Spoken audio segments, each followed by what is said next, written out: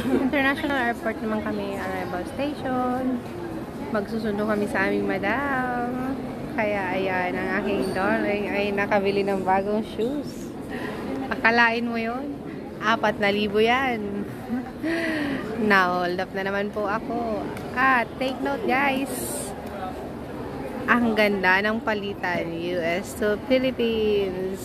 Nakita na ako. Kinawayan ko na. I-release natin siya. At andito na nga guys, ang aming pipick upin, susundain. Oh, ayan na siya. Ang ganda, diba? Ang bait niyan guys. Mabait na, maganda pa. Sundo-sundo lang pag may time.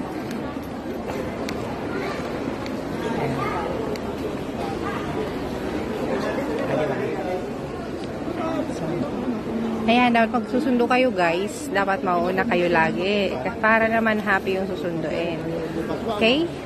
So don't forget, please like our channel. Bye bye guys!